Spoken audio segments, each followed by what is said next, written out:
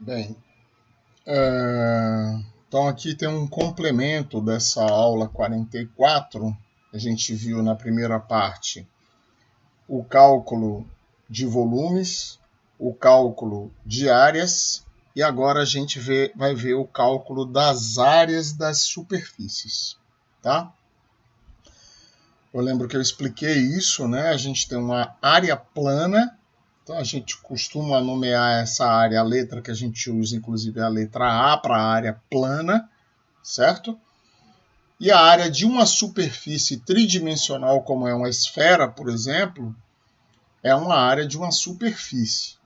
Então a gente poderia explorar outras coisas ainda, momento de inércia, centro de gravidade, mas para a gente não ficar com muita coisa, então a gente vai ficar com esses 3 itens, que será área, volume e cálculo de áreas de superfícies, ok? Bom, então como é que eu determino a área de uma superfície? Aí eu tenho um domínio D aqui no plano, tá certo? Aqui eu tenho o domínio D e aqui eu tenho a superfície que eu quero integrar, tá certo? Aqui no domínio eu designei um ΔA, certo? E aqui em cima, correspondente a esse ΔA, eu tenho um ΔS. Ou seja, o meu ΔA aqui embaixo é a projeção desse ΔS aqui em cima. Então, se eu quiser determinar aproximadamente a área dessa superfície tridimensional, o que eu vou fazer? Eu vou mapear esse domínio em vários pedaços ΔA, pegar o correspondente dele lá em cima, ΔS, os correspondentes deles aqui em cima, ΔS, e vou somar todos. E vou obter uma aproximação para S, como o somatório de ΔS. Então, dado o plano tangente a essa superfície Z igual a f de xy, que é essa que aqui se encontra, ó, certo? Esse plano vai ser tangente a um ponto interno de ΔS e o ângulo alfa formado entre esse plano e o plano XY, ou seja, eu tenho um plano tangente a essa superfície e esse plano forma com o plano XY um ângulo alfa, tá? Então, se ΔA é a projeção de ΔS no plano XY, então ΔA é igual a ΔS vezes o cosseno de alfa, tá? Então, dado esse plano também, qual é o vetor normal deste plano, que também é normal à superfície no ponto xi, yi, zi. Lembrando que esse ponto xi, y, zi é o ponto interno a ΔS, a esse ΔS aqui que a gente escolheu, tá? Então, o vetor normal possui componentes menos d de f, d de x, menos d de f, d de y e 1, tá? Lembrando que z é igual a f de xy e na forma implícita ela fica z menos f de xy, portanto as componentes são menos d de f, d de x, menos d de f, d de y e 1. Desde que cada uma dessas derivadas sejam calculadas no ponto xi, yi, zi.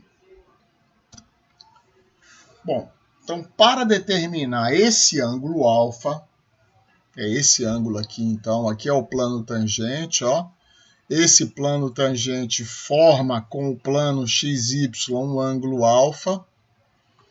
Portanto, esse vetor normal ao plano também forma um ângulo alfa com o vetor k. O que é o vetor k mesmo?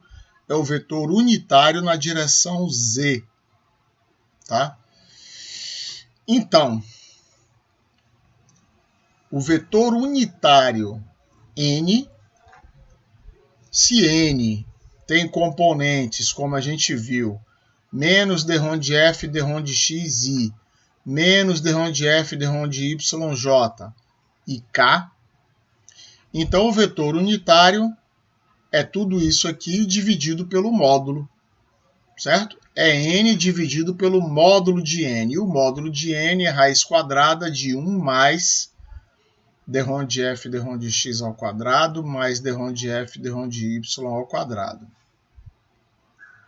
E o vetor k, que é um vetor por definição unitário, tem componente 0, 0, 1. Então, como é que eu posso fazer o produto escalar de n unitário por k unitário? É o módulo de n vezes o módulo de k vezes o cosseno de alfa. Lembrando que alfa é o ângulo formado entre os dois que aparece aqui nessa figura, certo? Como o módulo de n unitário é 1, porque ele é unitário, e o módulo de k também é 1, então esse produto escalar é igual ao cosseno de alfa. Mas esse produto escalar também é dado pela soma das multiplicações dos produtos das componentes em x, das componentes em y e das componentes em z. Observe que a componente em x é multiplicada por 0, a componente em y é multiplicada por 0 e a componente em k é multiplicada por 1.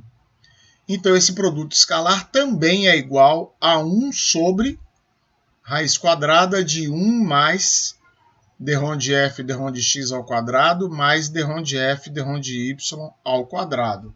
Então, cosseno de alfa é igual a 1 sobre essa raiz quadrada aqui. Perfeito?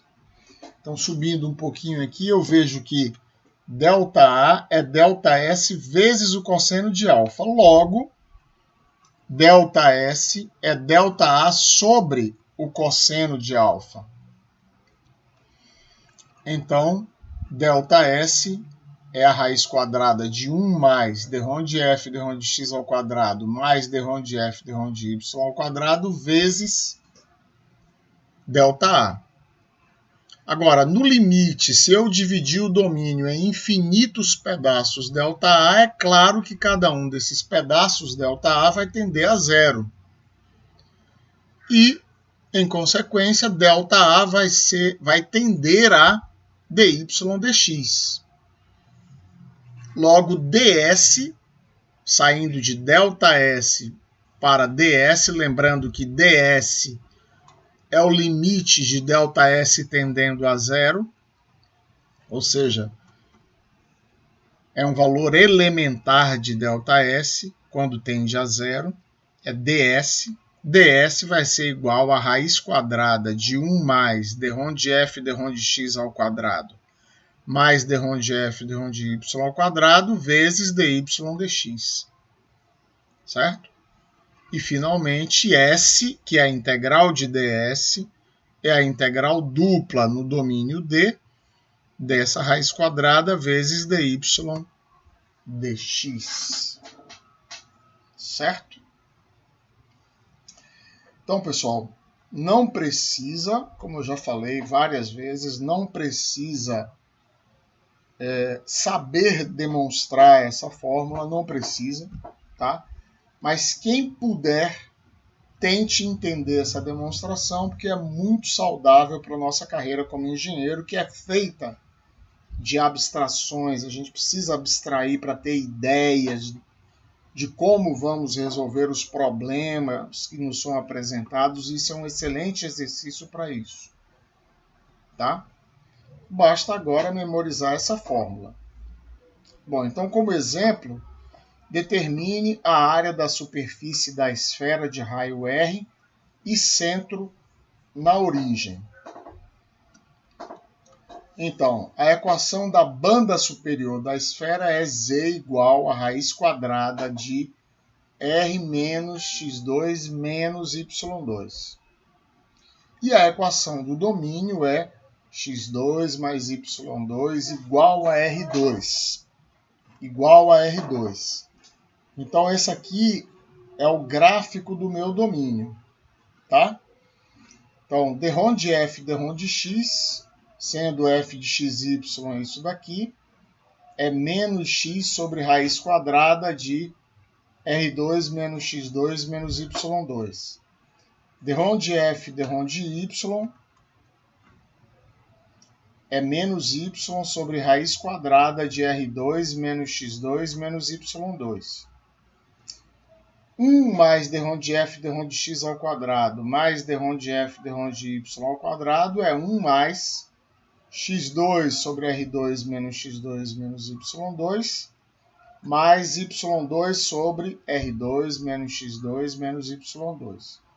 Reduzindo ao mesmo denominador, dá isso aqui.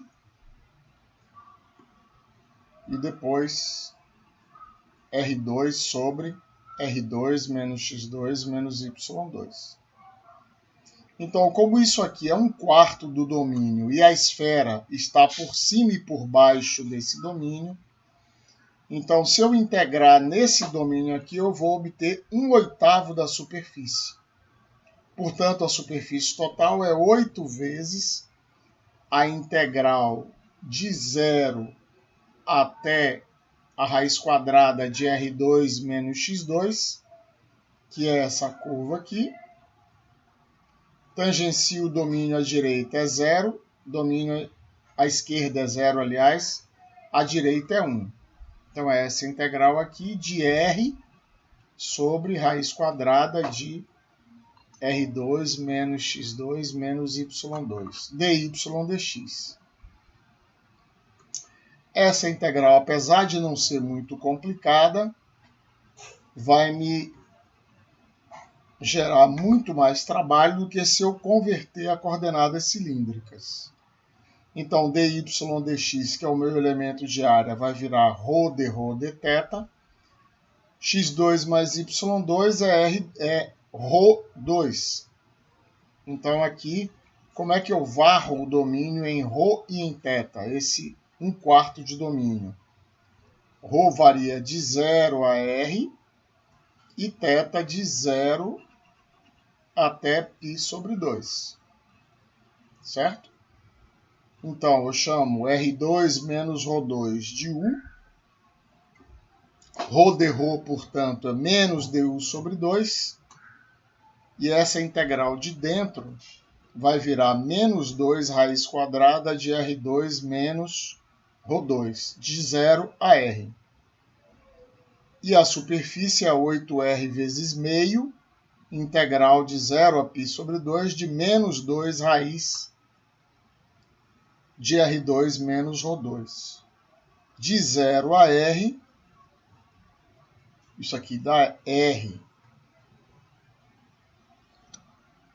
Então, a integral é 8R integral de 0 a π sobre 2 de R de θ, que é 8R2 vezes π sobre 2, que é 4πr2, que é a superfície da esfera, uma equação conhecida. Ok, pessoal? Então, essa era para ser mesmo uma aula muito curta. A gente viu, então, como se determinam as superfícies, as áreas das superfícies das funções, certo? E também vimos esse exemplo. E agora vamos ver outros exemplos das outras partes, que serão cálculo de áreas, cálculo de volume e cálculo das áreas das superfícies. Ok?